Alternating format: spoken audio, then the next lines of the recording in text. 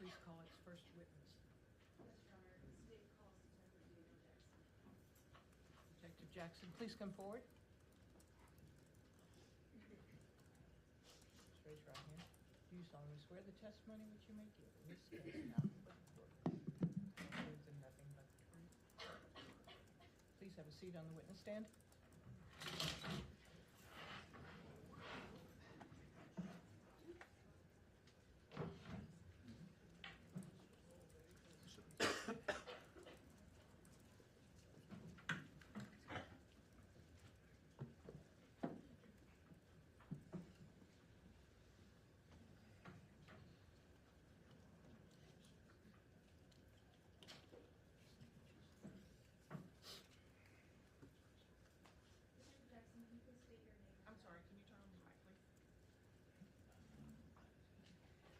Detective Jackson, can you please state your name and badge number for the record? Yes, it's Detective Daniel William Jackson. And my badge number is 7853. And where are you currently employed? I'm currently a detective with the Austin Police Department's Cold Case Homicide and Missing Persons Unit. Okay. Let's go back and talk about your history for a little bit. You have a graduate degree, is that correct? Yes, ma'am. And what is that degree in? It's a Master of Arts in Anthropology. Okay. And did you have a subspecialty? Yes, in Forensic Anthropology. And what exactly is forensic anthropology? It's the application of physical anthropology, the study of the human skeleton, and it applies to the field of forensic science. And what year did you get that degree? In 2005. Okay. And what was your first job after you finished school? In October of 2005, I was employed by the Travis County Medical Examiner's Office and stayed there for approximately 9 years. And what were your responsibilities there? My primary job was an investigator, a crime scene or death investigator, as they're often called. However, given my background in anthropology, they didn't have an anthropologist on staff. They had me do a dual role where anytime we actually had a skeletal remains case, I would sort of break off from my normal duties and handle those cases. And as part of the skeletal remains project, you worked with the DNA lab at the University of North Texas, is that correct? Yes, that job also sort of morphed into, I began, I guess you could say, managing all the unidentified remains cases that had amassed over the years there at the ME's office. And part of that, to get those people identified, is working with the University of North Texas to do DNA testing on different samples for CODIS or familial testing on missing persons. And so is it fair to say that you have much more than a rudimentary understanding of DNA? I'd say so. It became part of my job, and it has been for the last 20 years. And approximately how many deaths did you investigate while you were at the ME's office? I authored over 4,000 reports. Great. And what year did you leave the ME's office? I left in July of 2014. And from there you went to the Austin Police Department? Yes, in August of 2014. And eventually you became a homicide detective? Yes, I promoted a detective in the spring of 2020 and was assigned to the homicide unit. And you moved to cold case mid-spring 2022? Yes, I think it was late May of 22. And what case did your sergeant assign you? On the first day, he sat me down and asked if I would take over this case, the murders of Eliza Thomas, Amy Ayers, Jennifer and Sarah Harbison, that everyone refers to as the yogurt shop murders. Have you reached a conclusion as to who you think committed the murders? Yes, I have. And who is that? Robert Eugene Brashears, or Brashers, I say both ways. And are there members of the team that you worked with here in court today? Yes. Your Honor, at this time I'd like to recognize Lieutenant Becky Briegel of the Austin Police Department Cold Case Unit, Sergeant Melanie Rodriguez of the Austin Police Department Cold Case Unit. I'd also like to recognize Mindy Montford, formerly of the Texas Attorney General Cold Case Unit lead. And there are other members of the team who couldn't be here today as well. Many more, yes. This was a huge effort. Yes. Let's go back to the beginning of the assignment. You're aware that 4 people were arrested for the yogurt shop murders in 1999, correct? Yes, ma'am. Forrest Wellborn was 15 years old at the time of the murders. Is that right? I believe so, yes. Okay. And a grand jury did not return an indictment for him. Correct. Reese Pierce was 16 years old at the time of the murder, and his cases were dismissed prior to his trial. Is that correct? Correct.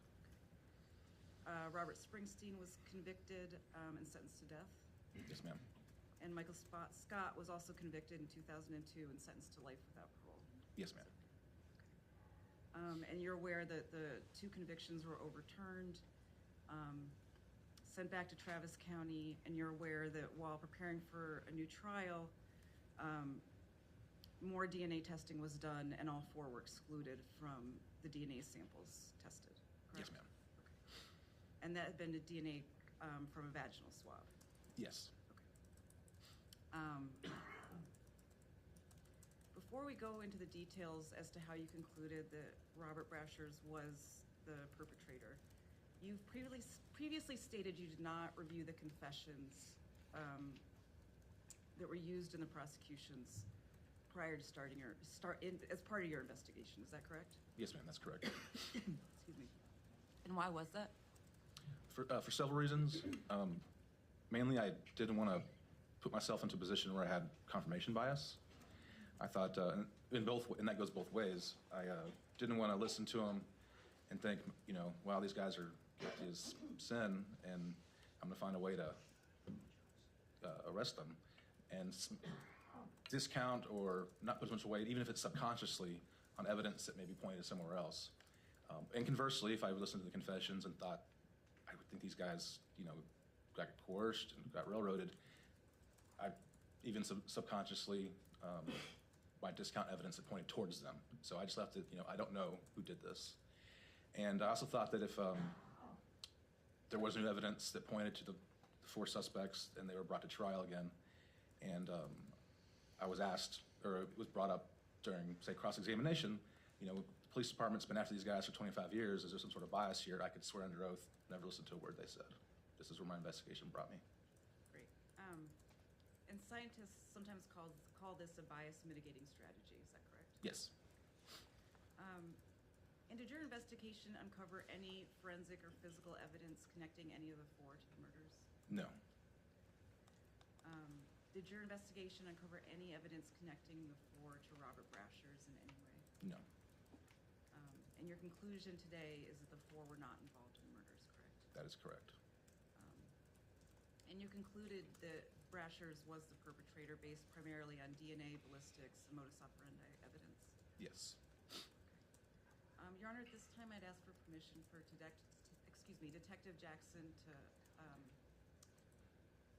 have a narrative presentation at this time. Yes, you may. I'm sorry, who said no objection? No objection, thank you. Detective, you may proceed in a narrative fashion. Okay. Thank you, Judge. And please slow down. Okay. And pull the microphone up just a little bit, the tip of it. There. Is that better? That's better, Okay. thank you. So we're going to walk you through a PowerPoint presentation here. It's very similar but slimmed down from the press conference we held in September. And I believe the state will stop me at different points to get clarification on things. Go back and forth. I think I'll see how it goes. So we all know why we're here today. This is just a picture of the outside of the yogurt shop, how it looked the morning after. Looks very similar today, except it's a nail salon. But as you can see here, there was already a memorial being started for these girls. And let's not forget today, while we're here as well, 4 lives were lost tragically that night.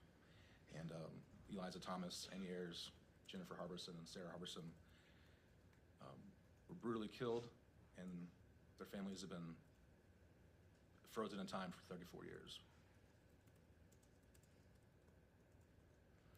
Here's just a sort of an overall bird's eye view diagram of what the yogurt shop looked like. It's your standard sort of retail space in a strip mall.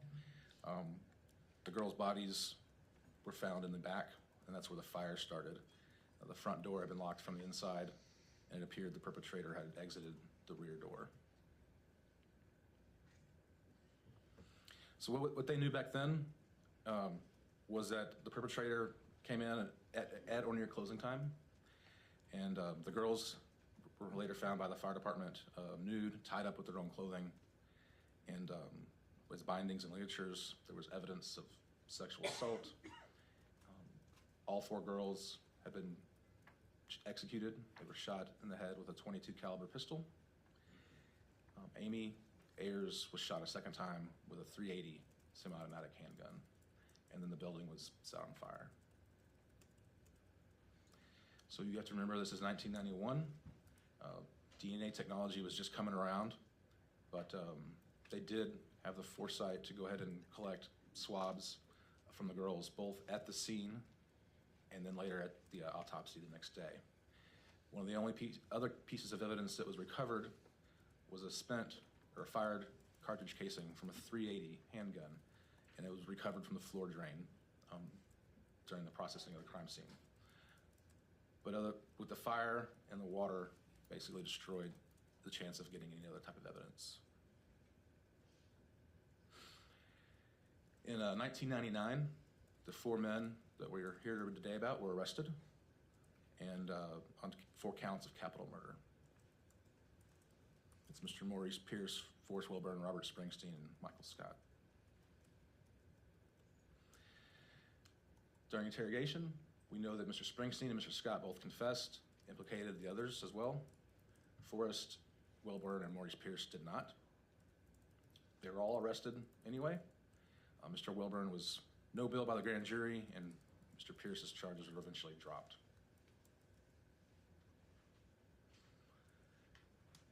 The 2 men who confessed were put on trial separately. Both were found guilty, primarily based on their confessions, with no physical evidence. And we know that Mr. Scott received life without parole. Mr. Springsteen was sentenced to death. And there was still no physical evidence to link these men to the crime. We know that in 2006 and 2007, respectively, the Texas Court of Criminal Appeals granted them a new trial. So in preparation for this trial, the District Attorney's Office and the Police Department decided to try to get physical evidence that would shore up this case. And by this time, there had been a new technology that had sort of arrived called YSTR DNA testing. YSTR, do we want to go into? Yeah, can you just describe it briefly? Sure. So YSTR testing, one second, is a form of DNA testing that only looks at genetic material found in certain locations on the Y chromosome. So that's the male chromosome. And it only looks for specific, particular locations, so that each case, say you're looking at 16 genetic points, the same 16 for each test you do. And at this time, 16 was a complete profile. We have more now, but at that time, one of the swabs that was taken from a sexual assault kit found a YSTR profile, and it excluded all 4 of the young men.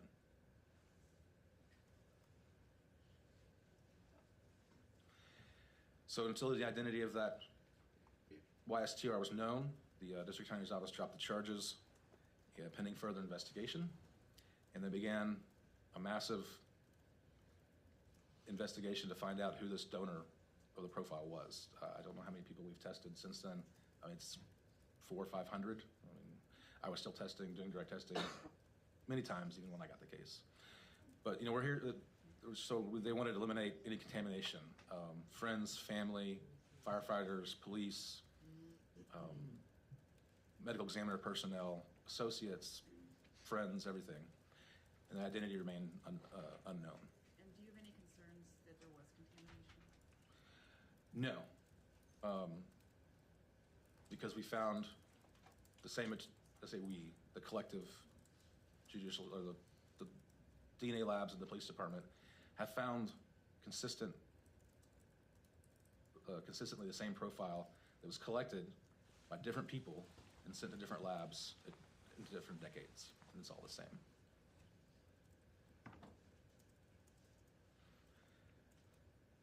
One of the problems with the DNA testing is that we didn't have a whole lot, right? The destruction of the fire, the technology back then, even since '08, you're talking about very, very low quantities of DNA. This is not something that we can just put into a database and a name pops out like you see on television.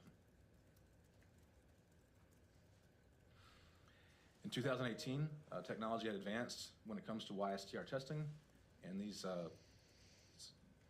some of these DNA extracts were sent to Signature Science, and a more complete profile was returned. More markers were identified, but we still didn't know who this person was. And at this time, it went up to 25 or 26 markers? It's 25, and then at 2 loci, there's a double allele. So, yeah, 25 to 27 markers, depending on how you want to phrase it. And nothing changed in terms of 4 remained excluded? This continued to exclude all 4. It was the original 16 and plus another, 9. But those 9 didn't, still excluded. I came on the case in 2022 and spent a few months sort of getting caught up to speed on what we have, what we didn't have. But one of the things I did, and this is Mindy's idea, Mindy Munford, is she was hosting a cold case conference at the AG's office, and she had the idea of, well, we've got all these subject matter experts in one room. Why don't we all sit down and go over what we have, and maybe we can get some ideas of how we can push this case further along. And they all agreed. I mean, I think half of them changed their flights to stay the other afternoon. And we sat at a big conference table and we went over spreadsheets, chain of custody logs, evidence logs, pictures, and sort of brainstormed what we could maybe do. What do we have and what can we do with it?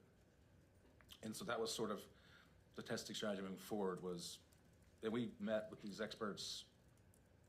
It wasn't a set quarterly or whatever, every few weeks, months, whether it's in person or Teams or just texting.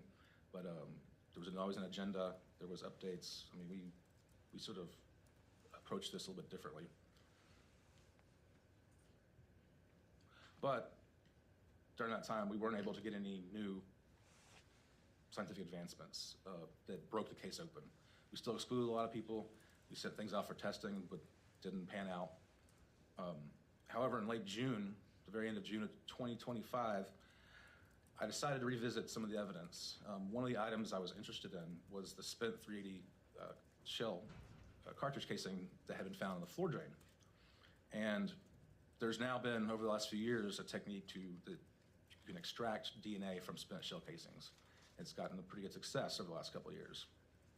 So I thought maybe that's a possibility. It was in the floor drain, probably not the greatest sample if it's in a floor drain, but let's look into it and see what we can do. And I wanted to make sure I could follow chain of custody and knew where this casing was. Do we have it? Does the state lab have it? Where is it? And so through the chain of custody, I saw that, yes, we still had possession of it, but also there was a note that it had been submitted in 1997. Later, I found out in 2007 as well, that in 1997, this casing had been submitted to an early ATF database called IBIS. And that was some of the first sort of ballistics comparison database that existed. So once you submit a casing into this system, it's no longer a candidate for DNA extraction, because the imaging software that you put it in, it's not sterile. So there's potential to get DNA from whatever last casing was put in there. So we knew DNA was out.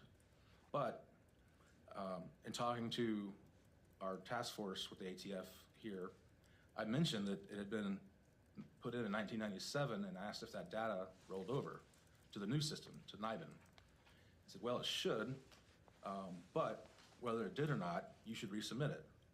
And can I stop you right there? Mm-hmm. This is based on the premise that when a bullet's fired from a gun and the casing's expelled, the casing's going to have markings on it. Is that right? Correct. And they're going to have markings that would show the type of gun that it was fired from? Yes. Or can? It can. The more, I guess, precise way to tell what type of gun it was fired from was from the actual projectile, the bullet itself, not the spent casing. Because a bullet will have the grooves and markings. They're unique to making models.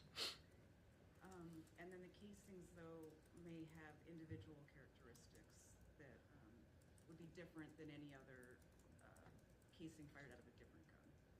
Correct. You can link casings fired from the same weapon based off of like firing pin and crimping and stuff like that. The microscopic indentations that are created that are unique to a gun. Almost like a gun's unique DNA. Correct. Like, so this database, the NIBIN system is kind of like a CODIS for spent casings. Thank you. The ATF sergeant I don't think he's here today, but he said, you know, even if it had been submitted back then, do it again. It's not going to hurt because it's not like DNA where every time you test it, you're depleting a source. The casings doesn't go away. So he said also the software has gotten so much better over the last few years with NIBIN, almost doing like 3D modeling, that the precision of this software, these images, is getting hits on cases that previously did not.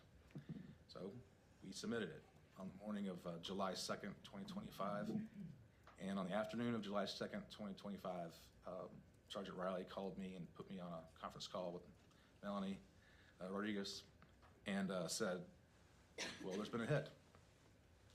And they got a hit to an unsolved murder in Lexington, Kentucky of Linda Rutledge. And can you describe the circumstances of that murder? Yes, Linda was found murdered in her parents' business. It was a hearing aid store, and it was in a strip mall in Lexington, Kentucky. This was November of 1998, so 7 years after ours.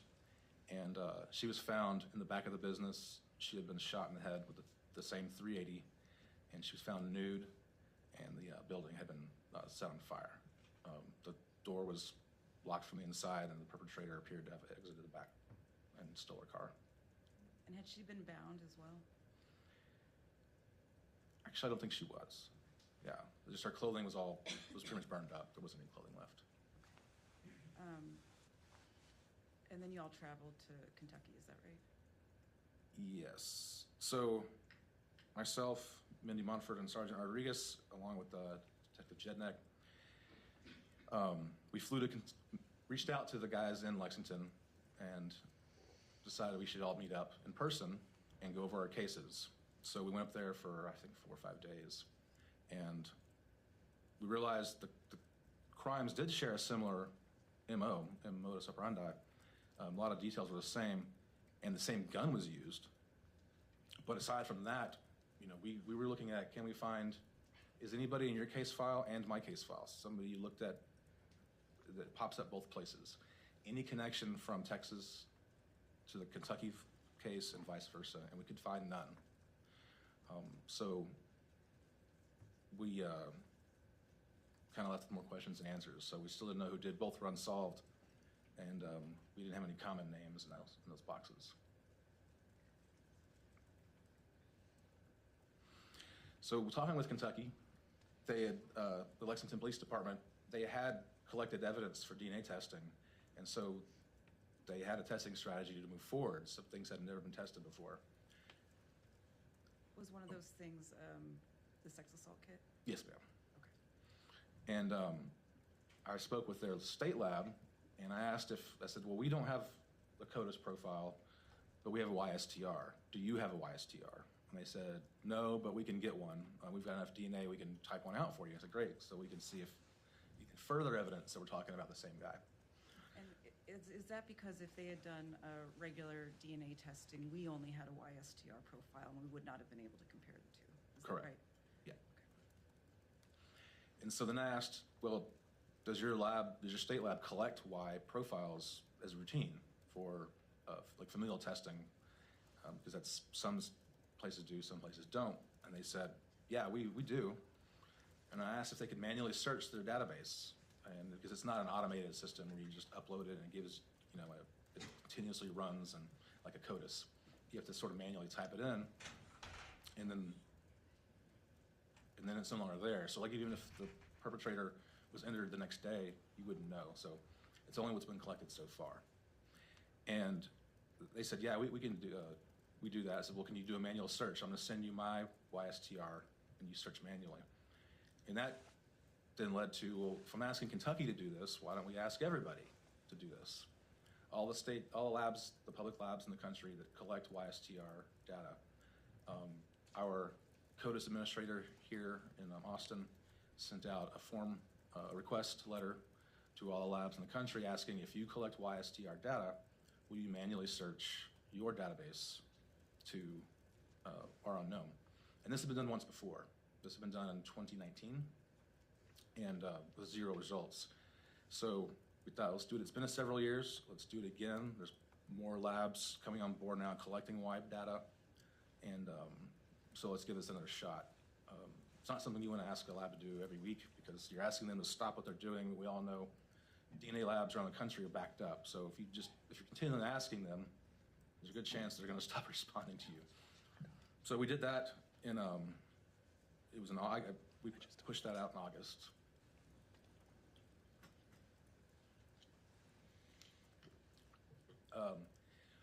We had one lab, the South Carolina Law Enforcement Division State DNA Lab, that returned a quote hit or match. All the other labs in the country that were collecting Ys at the time returned 0 hits to our 25 marker profile. And when you say match, it means that the 25 markers we had were the same as the 25 markers in the South Carolina YSTR profile. Correct, yes. And their profile was from a solved sexual assault and murder that occurred in 1990 in Greenville, South Carolina. And they had solved that case and had a suspect.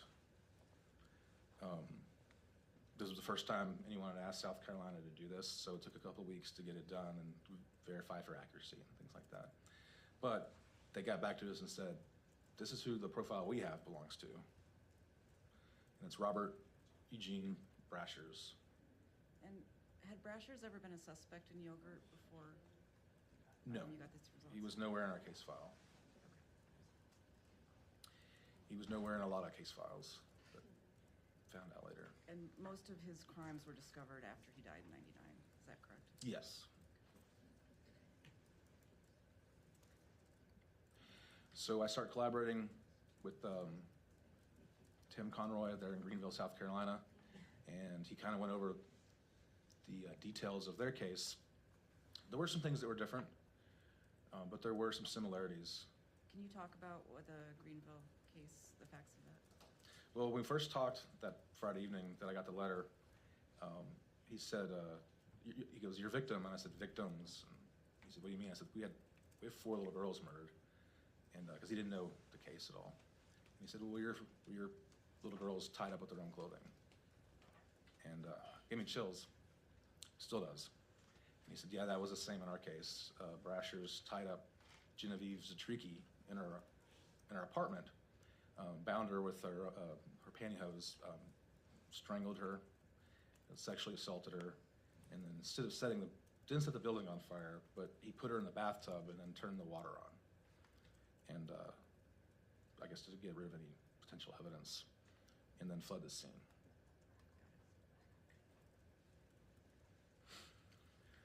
So one of the things we did was I asked Lieutenant Conroy if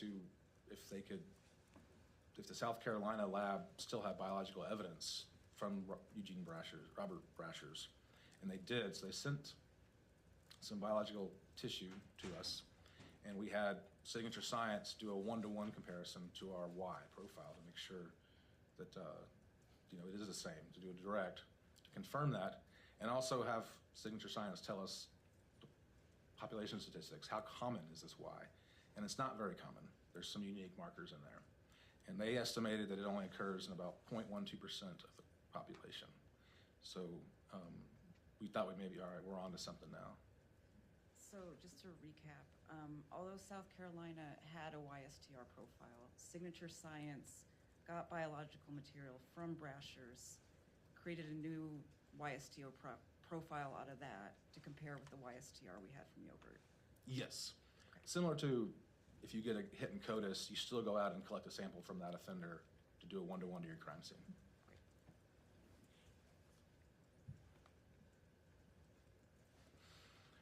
So we started looking into Mr. Brasher's history, trying to figure out what he did and who he was, and found out that he was a known serial killer, known for a lot of violent offenses. The first, and also, when I talk about Brashers, I also have to, everything I say about him, I have to qualify something. Oh, sorry. One thing about Brashers, and I'll probably do it here a couple times, is that anytime we talk about him, I usually have to qualify it with that we know of, because there's still so much we don't know. But One of the things we do know is that his first known felony was in 1985. He attempted to make sexual advances on a woman. She resisted. He shot her, but she survived. He was sentenced to 12 years in prison, but he was granted parole in 1989. So this is a chart showing kind of a timeline of his violent crimes that we know of. As you stated, there may be more. Let's briefly go through them. After he was paroled in '89, in 1990 was the South Carolina case. Yes, ma'am. And in that case, as you stated, the victim was bound, killed, and then placed in the bathtub to what we think covered his tracks. Yes, ma'am. Okay. And then we believe he committed yogurt in Yes, ma'am. 91. We know he was arrested in 1991, and we'll get to that in a minute, but he was then incarcerated from 92 to 97. Yes. Right? And then about a month after he was released, he went to Memphis. Yes. Okay. What were the basic facts of the Memphis case? He conducted a home invasion where 4 women were inside a residence and displayed a firearm and bound them all with different ligatures, and then sexually assaulted the youngest girl. Okay. And it was 3 adult women and then the mother, including the mother of the 14-year-old, is that right? Yes. And they lived. Yes, they all lived.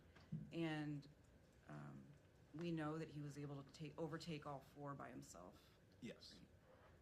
And in their descriptions, he had a gun, they were scared, and he was able to make them tie themselves up and sexually assault the 14-year-old. Is that right? Yes, ma'am. Okay. And then in 1998, we have the Shearer murders. Is that right? Yes. Okay. What were the facts of that one? A man and his son had left briefly to run errands, and they were only gone for about 40 minutes. And when they arrived back at their home, he found his wife and daughter had been tied up and shot in the back of the head, and the youngest girl, Megan, had been sexually assaulted. And she was 12 years old. Yes. And then that same day after he left the Shearer residence, he went to Dyersburg, Tennessee. Yes. About 2 hours later, he attempted another home invasion in Tennessee, and fortunately, the woman was able to get the door closed. He did fire 1 round and shot her in the arm, but then fled the scene. And they were able to link, based off the description of him, they went further, investigated. The Missouri police and the Dyersburg police took the projectiles from both scenes and were able to confirm this was the same assailant. Sort of how you were able to connect the yogurt shop casing with the Kentucky casing. Yes. And then that was in March of 98, and then we've got November of 98, Lexington. Yes. Okay. And as you described, that was a business that was set on fire. Yes, ma'am. Okay. And then Brasher's committed suicide in January of 99. Yes. Okay.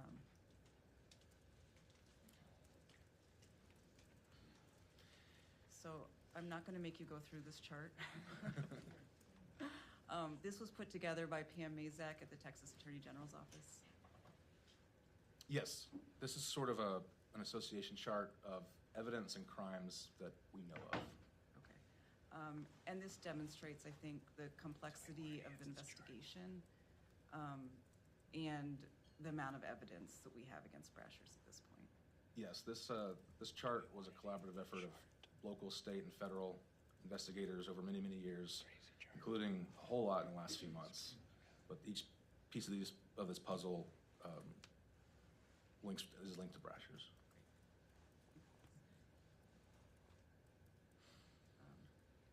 So real quickly, Brasher's never paid for any of his crimes, except that one in Florida. He was clever. He was able to evade justice for many years.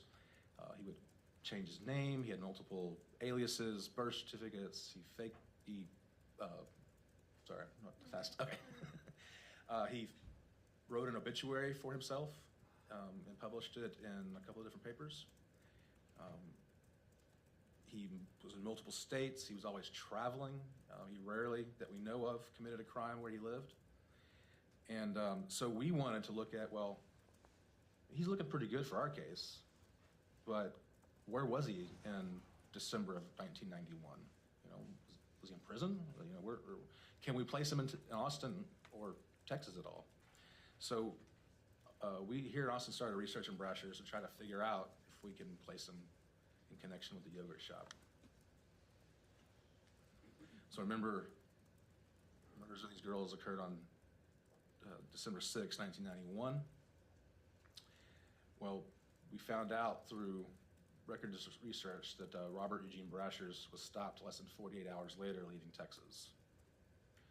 He was stopped at a border checkpoint going I-10 west out of the state near Las Cruces. And during this checkpoint, the Border Patrol agent discovered not only was he driving a stolen truck that had been reported stolen 9 days earlier out of Georgia, but he was in possession of a 380 AMT backup model with that serial number.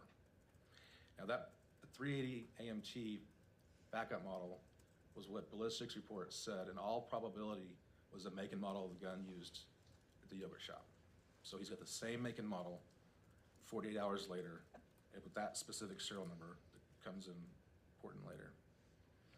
So he's charged with auto theft and felon in possession of a firearm. It seemingly was probably seemingly not important at the time, but the gun was released to his father at some point. There's no date when it was released to his father, but it's in the record that it was turned back over to his father. And after he was initially stopped, he fled for about a mile and then stopped. Yes, and then gave up. And do you have any theories, and I know it's nothing we could be definitive about what happened in that mile?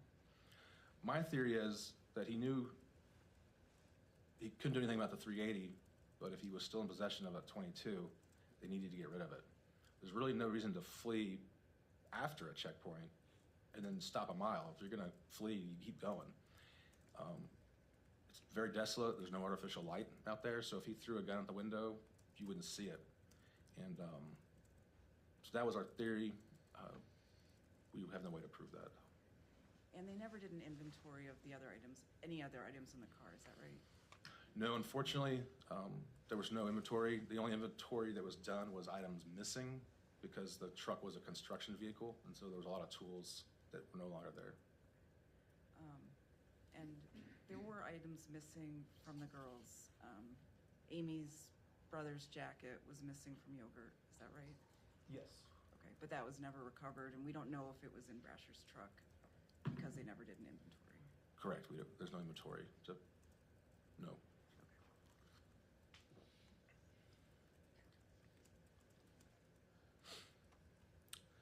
So we're getting there, but we're not quite there yet. All we have is a Y profile, and there's limitations to Ys. They're good at excluding suspects from cases, but it's really hard to say definitively, or you can't really say definitively if it is that person, because they're not as discriminatory as a traditional autosomal DNA profile for like CODIS, or like, so you can have people with the same Y profiles. So he's looking pretty good. I mean, we could, if he was alive, we'd arrest him, but we got to be beyond probable cause here. He's dead, so we got to be at beyond reasonable doubt. So in September of 2025, we, in coordination with DNA Labs International, we submitted some more items for additional DNA testing. And while these items had been screened previously or tested previously, we thought, technology's gotten better. We don't think we'll get enough DNA for a full CODIS profile, but it's possible we could get enough DNA to do a one-to-one direct comparison to Brasher's, and because that's a different threshold. The quality and quantity, you can have less. So Male DNA was found on the fingernails of Amy Ayers, on her left fingernail clippings that had been taken at autopsy, and we were able to directly compare those to Robert Brasher's, and the DNA was the same.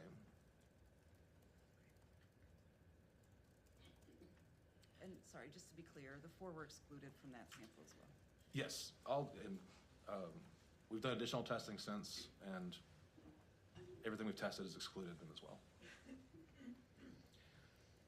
So now we have his DNA, his autosomal DNA, and his Y profile at the crime scene. And we believe, and it's my opinion, that the gun that he was stopped with 2 days later was the gun that was used to kill Amy Ayers. He was released from prison in 1997. His dad was able to get the pistol back.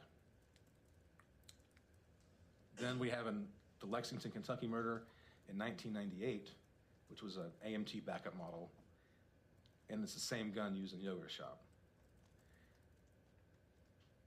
Then a month later, or 2 months later, he commits suicide with an AMT backup model, a .380 caliber pistol, and it's the same handgun he was stopped with on I-10. We know that by the serial number. And when he committed suicide, he'd also been in possession of a 9mm.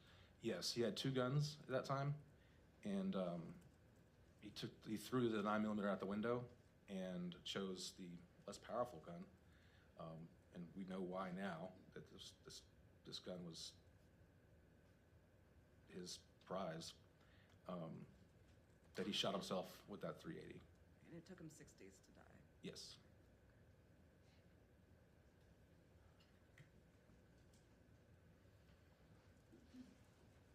You've said before that confessions and the science both can't be true. Is that right? Correct. Okay. For example, in the confessions, there's various narratives of some of the 4 being in possession of the .380 after Yogurt Shop. Correct. Is it your opinion that that's possible based on what you know about the .380? Based on that last slide, no, that is not possible. In the confessions, there's no mention of an unknown male being part of the crime. Based on what you know about the DNA, is that possible? No, the DNA points to one man. And in the confessions, there were confessions to the sexual assaults. Yes. Based on what you know about the exclusions of the 4 from the vaginal swabs, is that possible? No.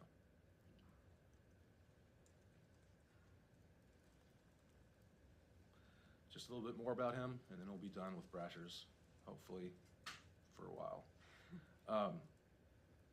The MO, he's documented to carry more than 1 gun at a time. He ties up his victims, sometimes with their own clothing. He sexually assaults young females. He often shoots them in the back of the head. And in Kentucky, we know it was the same gun, similar details, and now, since Kentucky has worked their case, they have confirmed with DNA that Robert Eugene Brasher's is a suspect in that, and then their murder of Linda Rutledge. So, based on the DNA, ballistics, and modus operandi evidence, it is my conclusion that the deaths of Amy Ayers, Eliza Thomas, Jennifer Harbison, and Sarah Harbison were committed by Robert Eugene Brashears. Based on that, I further conclude that Michael Scott, Robert Springsteen, Forrest Wilburn, and Maurice Scott did not commit these murders. Thank you. Thank you, Detective Jackson, and thank you for your investigation and hard work. I have no further questions. Do the attorneys for the exonerees have any questions of this witness? I have no questions.